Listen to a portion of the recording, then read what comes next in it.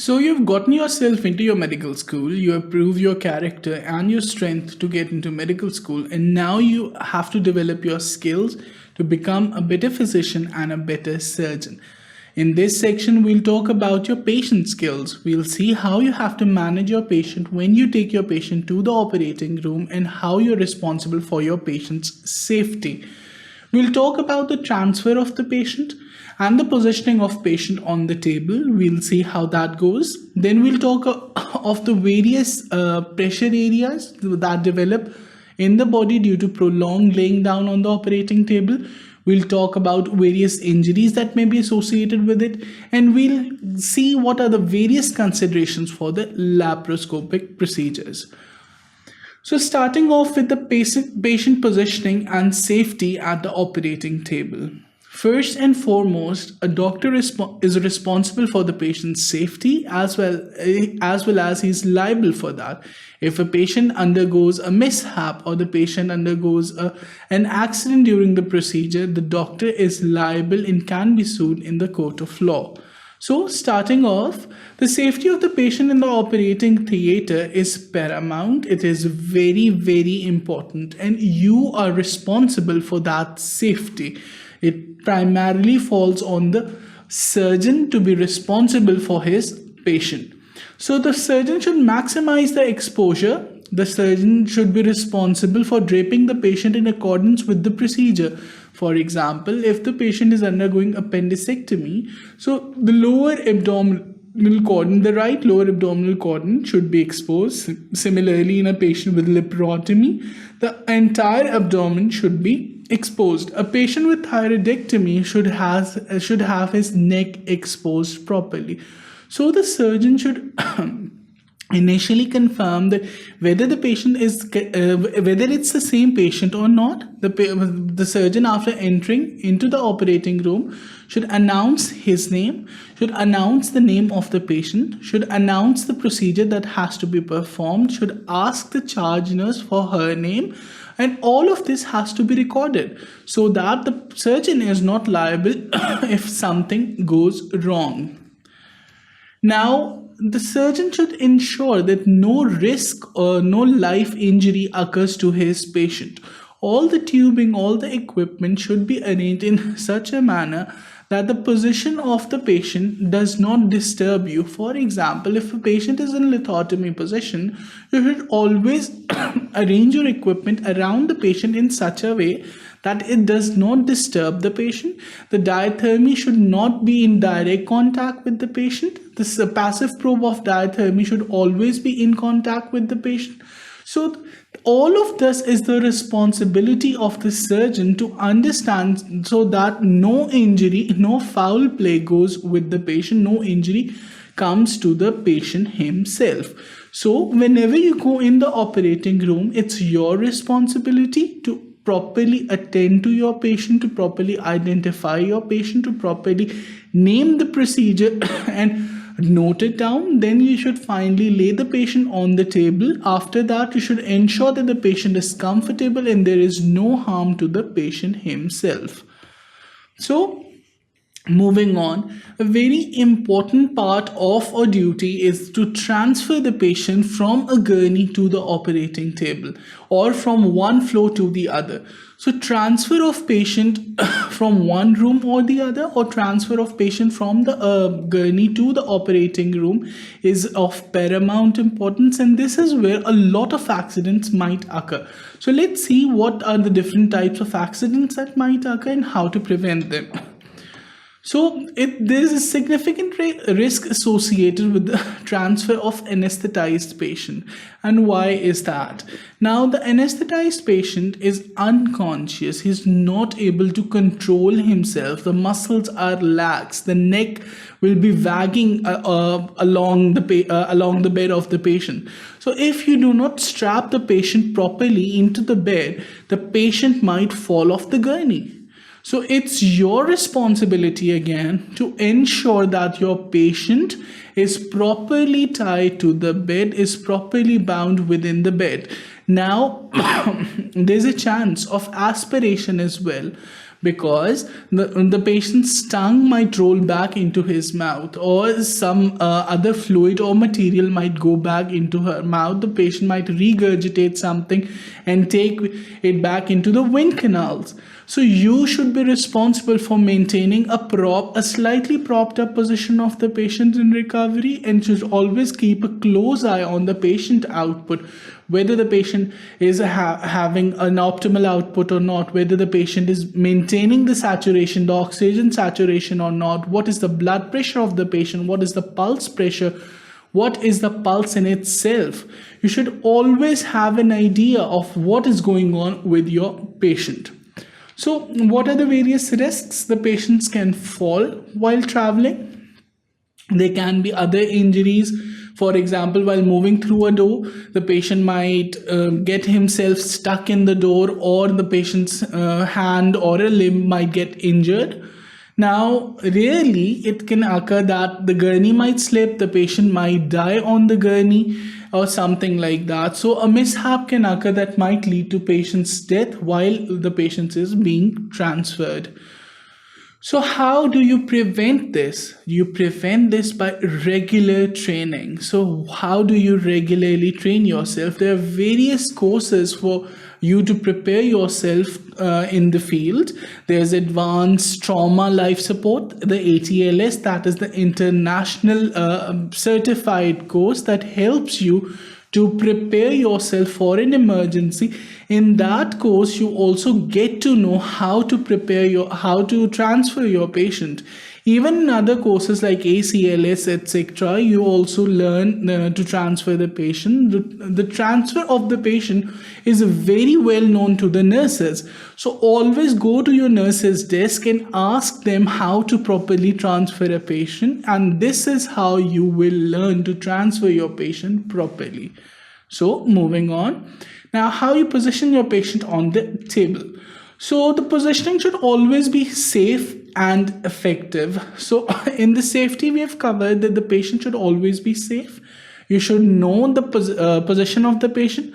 You should always, the tubing should always be away from the patient. The diathermy probes should be properly aligned, and the patient should be properly strapped in. Now, the position should be effective so that the surgeon might have an appropriate view for the procedure that is being undertaken. The area should be exposed properly and draped properly and then prepared accordingly. Now, the maintenance of safety should be there.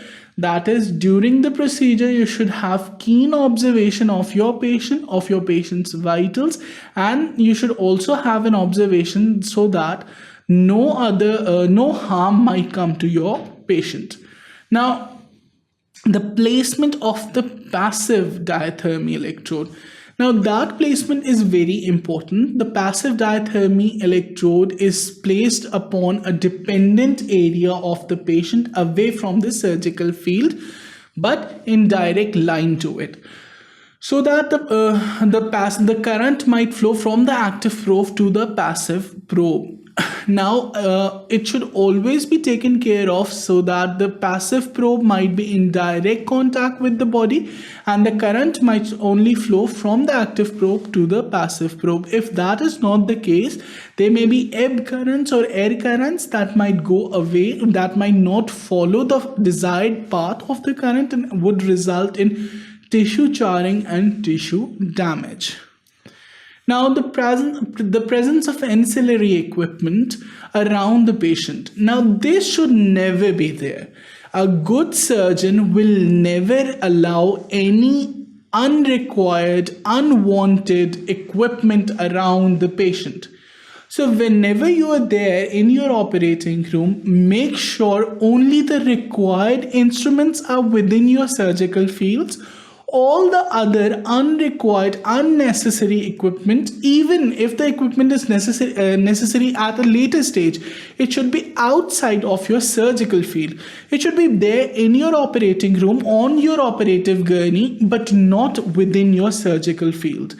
Only the equipment that is being used by you at that point in time should be within your operative field.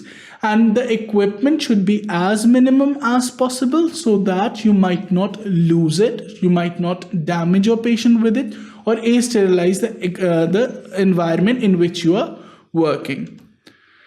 And finally, the lights should be in optimal position when you are starting. And now the lights have sterile handles which the surgeon can move himself during the surgery as well. However, you should always adjust your lighting so that it is appropriate for your entire procedure.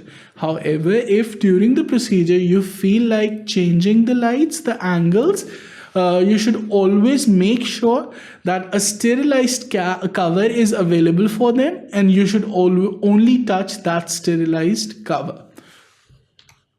So moving on, what are the various pressure areas that develop on the body while it's lying on the operating field? So we'll see. This is a diagram of a patient that is lying down, and these are in red we can see various pressure areas. These include the back of head and ear, then there's the shoulder area, the elbow area, the lower back and the buttocks, then there's hips, inner knees and heels. These are some of the pressure areas, some of the dependent areas that can be damaged during a prolonged procedure. So these areas are more prone to injury. We've talked about these areas before.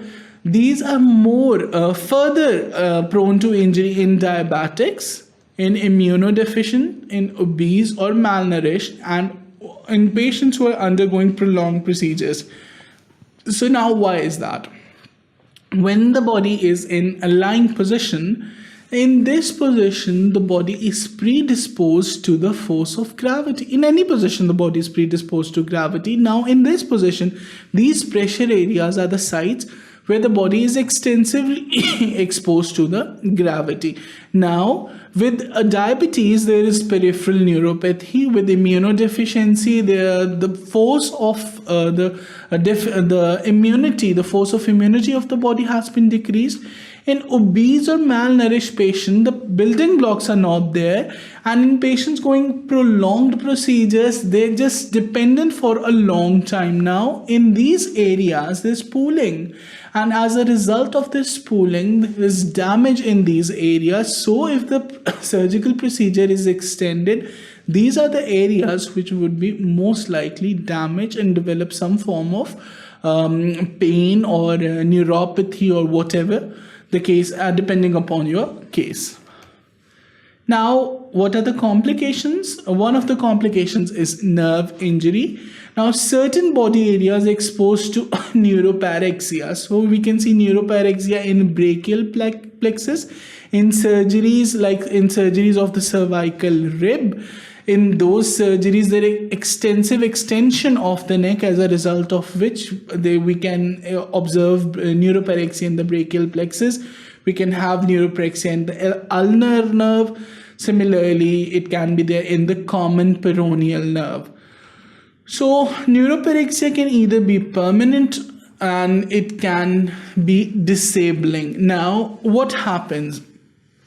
First of all, there's a tingling sensation along the nerve root. After that tingling sensation, there's loss of sensation, and loss of sensation is followed by the loss of function. So this can actually occur due to damage to a nerve during a prolonged surgical procedure. You should always be responsible for that. You should always be at a lookout for that, so that no neurovascular structures are being damaged in your surgical procedure. And if you require a certain position, so you should maintain it for the minimum amount of time, so that minimum stress should be afforded to the neurovascular bundle. Now, moving on, another complication of a prolonged surgical procedure is compartment syndrome. Now, it refers to the consequences of increased pressure within a bodily compartment. Usually, this body compartment is of the upper limb or the lower limb. Lower limb most commonly, upper limb sometimes. This can result in permanent disability or amputation. So what happens? Now the pressure within the compartment increases to such a level that the vessels within that compartment, they collapse. As a result of collapse of the vessels, there is hypoxia, and as a result of this hypoxia, this leads to irreparable damage and finally death of that part of the body. So there's underperfusion due to prolonged elevation of leg. For example, now you're performing a surgical procedure which required the leg of the patient to be elevated for prolonged times, and this led to underperfusion, and this can cause compartment syndrome. So post-operatively, you'll see a rise in pressure in that compartment, and there will be irreversible ischemia. So the ischemia which has developed in the limbs would be irreversible, and it would damage the muscles and finally the limb itself. So how does it manifest itself? This pain, this severe pain. So severe pain is one of the characteristics. There's reduced power, obviously. The compartment is taut. You cannot move that compartment. There is swelling, extensive swelling and numbness, and there's tingling.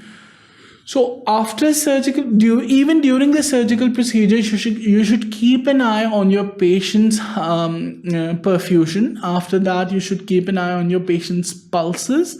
And after the surgical procedure, all the pulses should be documented and periodically checked so that the compartment syndrome might not develop.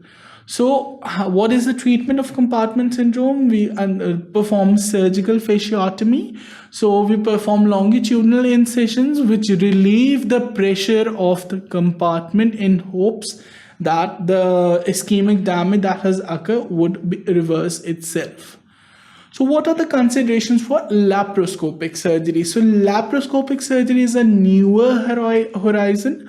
So a lot of surgeons now prefer to perform the laparoscopic procedure. So what are the various considerations that should be taken for a laparoscopic procedure? Now the sideboards or the arm restraints are best avoided. So it is best that you place your patient in such a position that he does not require armrests or sideboards or restraints. So it's best that you maintain a position that does not require these things. So you should avoid or minimize the risk of nerve injury, and how you can do that by positioning the patient carefully and in such a way that no neurovascular organs, no neurovascular bundles are being damaged. Now you should use devices like suction bean bag and anti-slip. These devices prevent the pressure areas from developing, and even if the surgery is prolonged, they help in the prevention of the dependent areas. So these devices should always be used. Now, it should always be performed in a lateral position to expose the target organ. Here you can see the patient is in a slightly lateral position. When the patient is in a slightly lateral position, the abdominal contents, with the force of gravity, they fall towards one side, and it's easy to form a channel to the specific organ that is required and to perform the surgery on that organ. So the patient should always be in a slightly lateral position. Now, training of the staff is very important. Now, as a rule, a surgeon is responsible for the safety of the patient, but a surgeon cannot be everywhere at the same time. The surgeon is performing surgery. Now, when the surgeon is performing surgery, he might not be able to follow the blood pressure, to follow the pulses, follow what's going on with your patient at that time. So the staff should be vigilant enough so that they might notice that what is going on, and tell your lead surgeon or the team leader that this is what is going on if you see any changes at all whatsoever. So moving on, we have, now you should always maximize the ergonomic performance of the procedure. You should be well versed with the procedure. You should be prepared enough. Your staff should be prepared enough. With that, you can maximize the strength of that procedure and minimize the injury that can occur during that procedure. So this was all about this section. In this section, we talked about patient safety and what is your role in maintaining the patient's safety. Again, you're liable for this. You should always be responsible for it. So keep an eye out. Always look for what you are doing and how to do it properly. It's never too late to ask. So ask your seniors, ask your peers. They'll be teaching you, they'll be guiding you properly on how to maintain your patient. For further such sections, keep watching sqadia.com.